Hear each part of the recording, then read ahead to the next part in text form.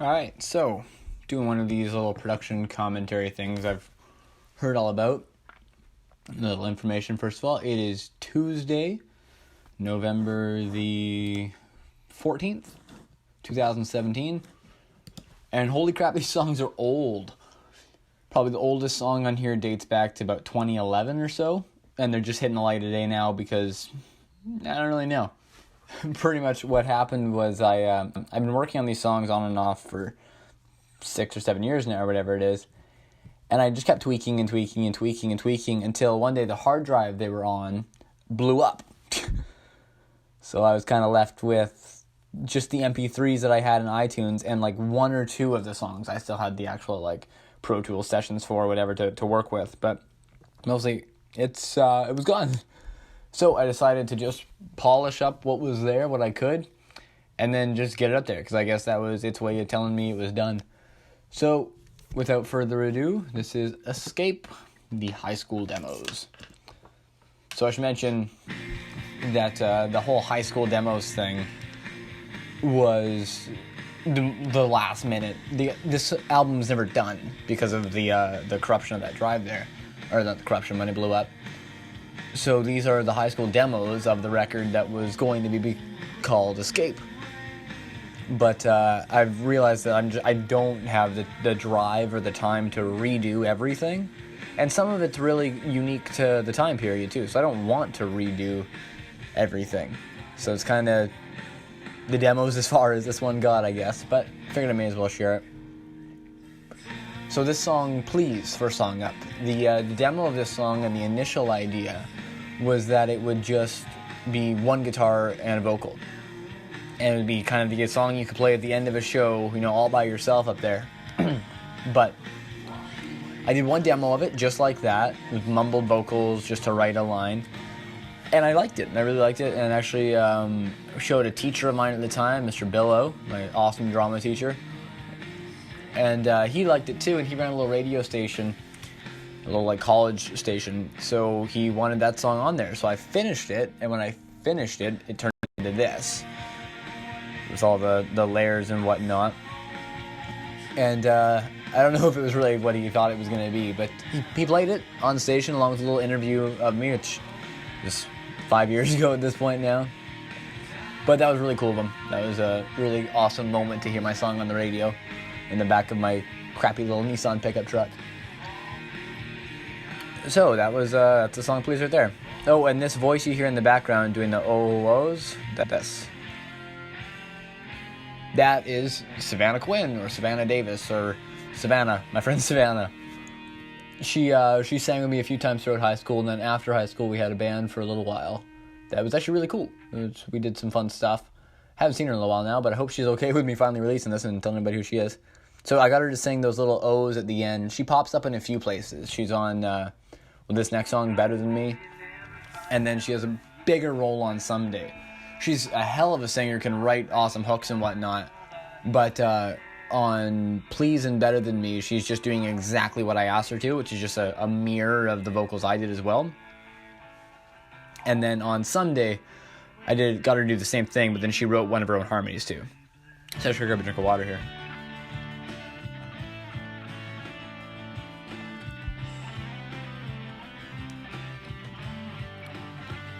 Alright, so back to the song.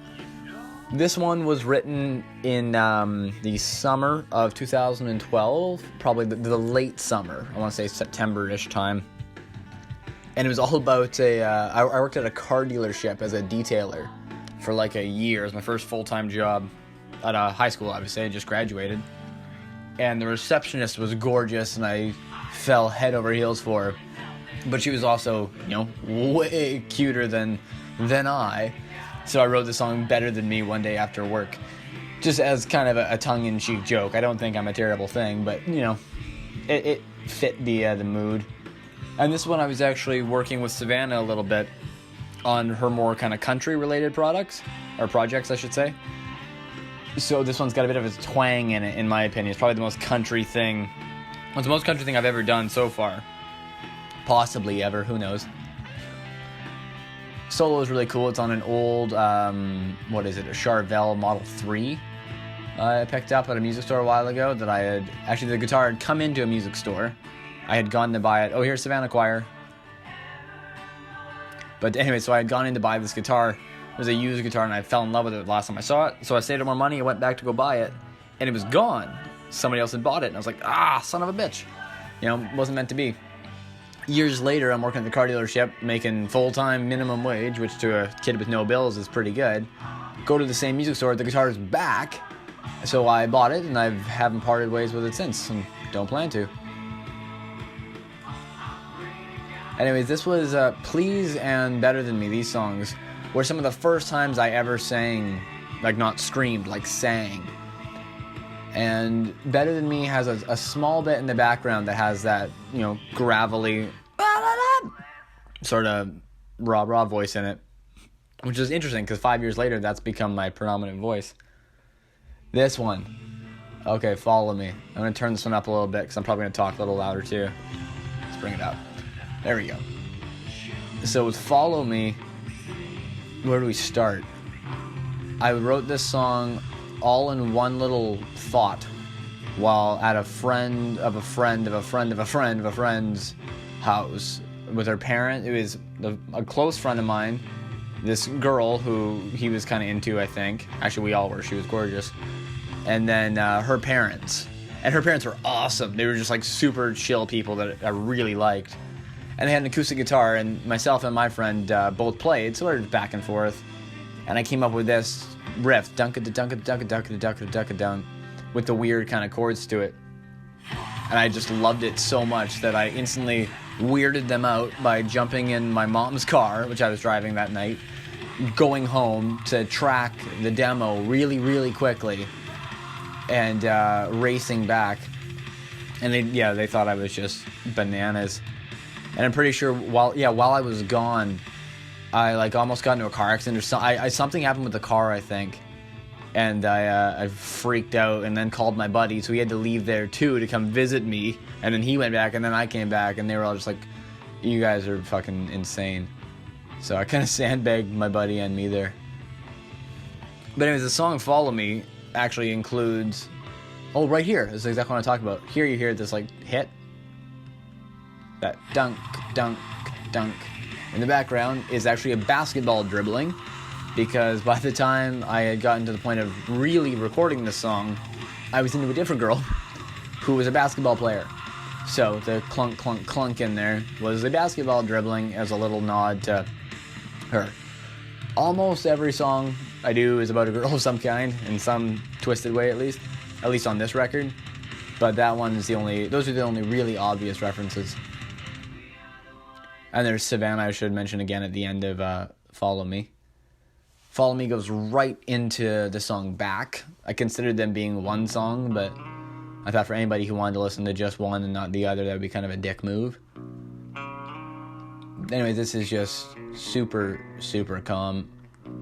This is probably one of my favorite things I've written, because I can just pick up any guitar anywhere and just play it and it sounds right. I mean, with all the echo and the samples, that's a big thing. There's a little giggle here somewhere. Yeah, right before the drum hits, there's a That's my good friend, or old good friend, Clayton Lozelle. Grew up with that guy. Awesome dude. And he always had that really dumb little laugh. So did his dad, too. And actually his mom did a bit, too. They were a great family, really, really close to me growing up. But yeah, this is meant to be the calm after the kind of freak out that was Follow Me. Follow Me kind of loses its shit there for a minute. And then this just kind of reels you back in, calms you down. Had it gone from Follow Me right to Someday, this next song, it would have just been like, one of them would have sounded like the turd in the punch bowl. So the idea was, to kind of transition. But like I said, a transition turned into one of my favorite pieces. Someday, this one went through some iterations. In my head, it's a Disney song, like still. The whole chorus is a mix between Somewhere Over the Rainbow and Somewhere Out There from the Disney movie, or was it? I think it was Disney. The movie's called like 5L Goes West, and I watched that a ton growing up. I remember a lot of that one. But anyways, so that's this song, Someday, my Disney song. It was all light with no distortion and no heavy drums for its entire life, basically. And then when I went and kind of, at a few different points over the past 6 years, I've been like, okay, I'm going to buckle down and finish these songs. So one of the times I was like, okay, I'm going to buckle down and finish these songs. Guitar was the thing I wanted to do. The first time it was all the basses. The next time it was all the guitars. Sorry. It's like I'm talking a lot or something.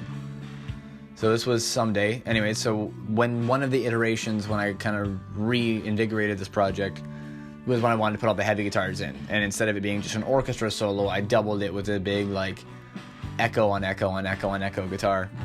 So this one's always just cheesy, in my opinion. And it was...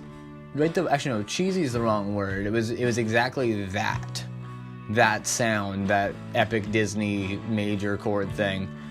But I couldn't write words to it, aside from the chorus, obviously. Turn it down again. This version that we're listening to right now isn't mastered, and it's not even with the right track lengths or anything. It's just the demos or the last versions of them in my iTunes in an 8-song playlist.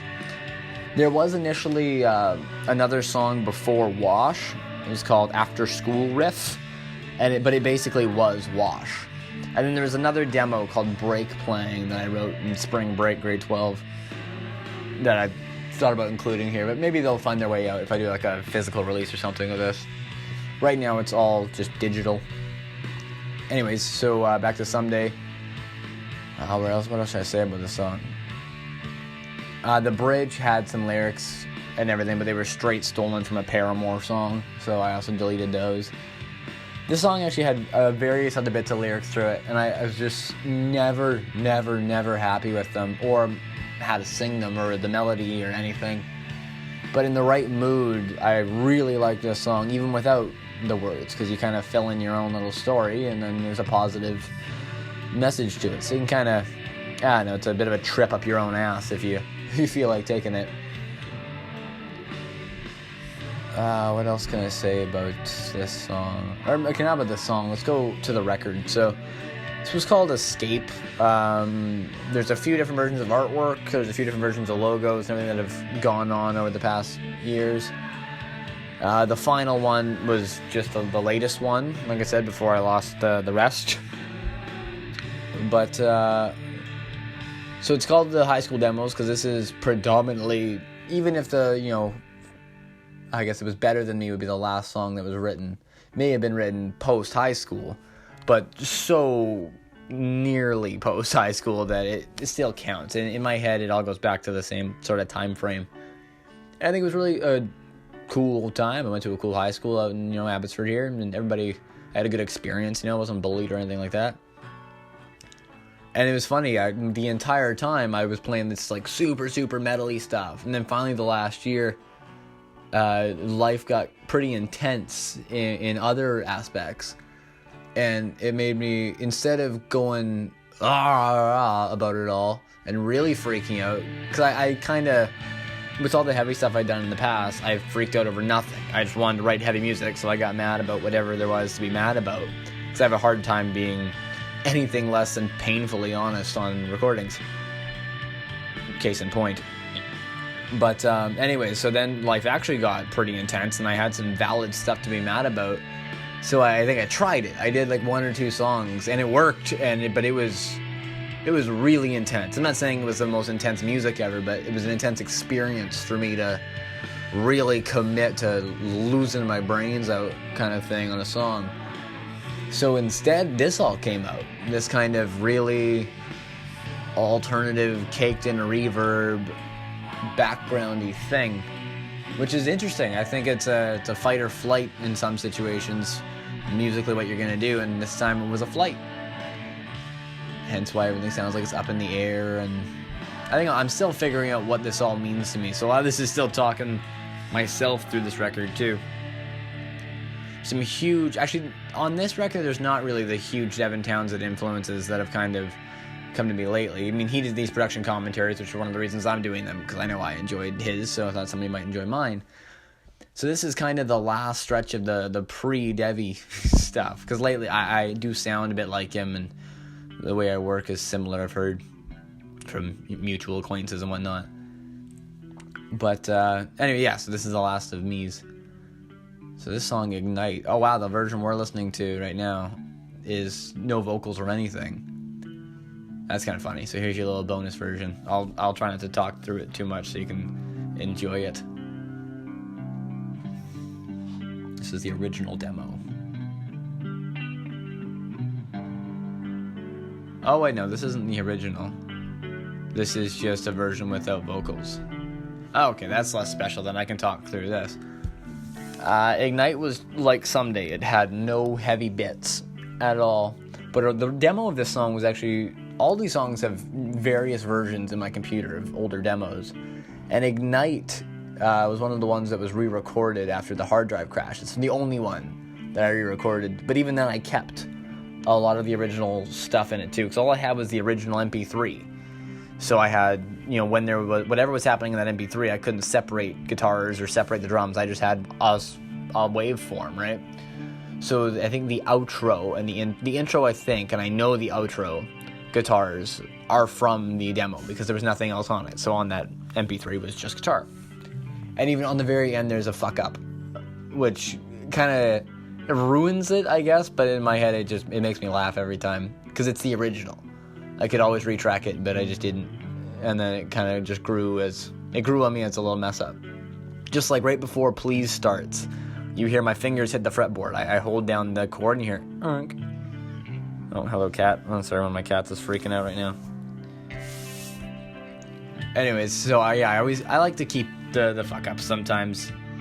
At least in this, and when I had to because there was nothing left.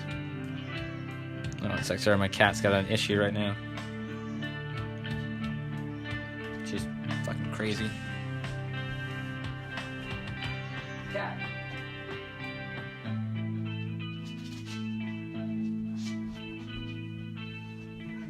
Oh, my cat just pissed on the floor. Okay. Okay, we'll clean that up.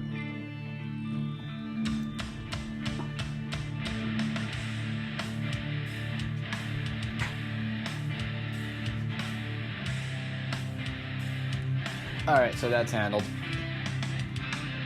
Such is my life. Anyways. So after Someday comes Ignite here.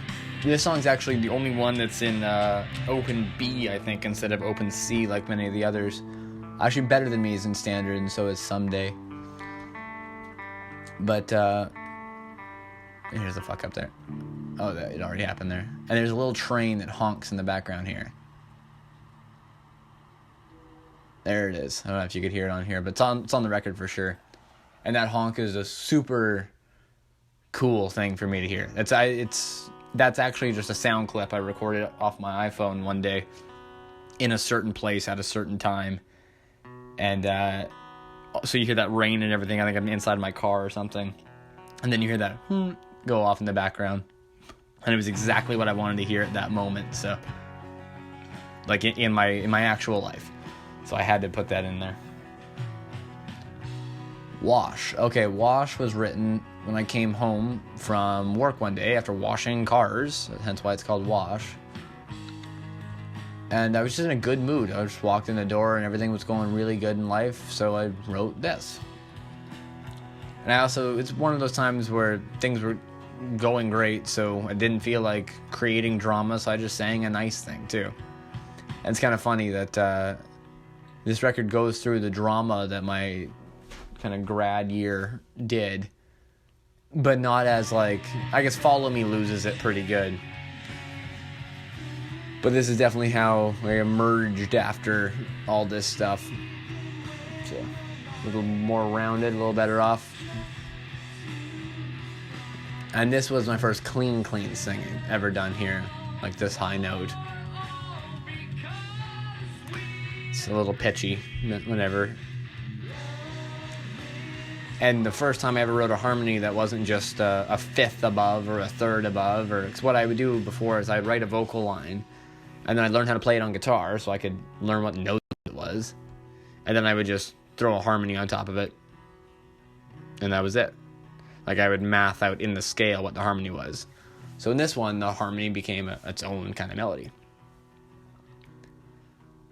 So here, is it gonna make me stop recording here? Hope not. Oh no, we're still good. My phone just freaked out. This part had 1,000 vocals on it before.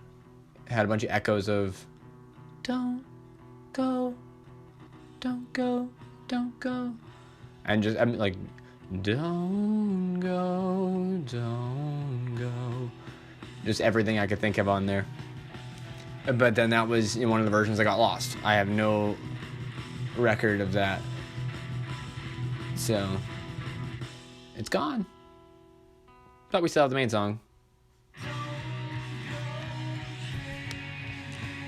And then, so this is pretty much it. There is a bonus song that's on the iTunes version of this album, and like everywhere, it's basically everywhere else except for wherever you hear this, to give you some incentive to go check that out and buy it if you'd like.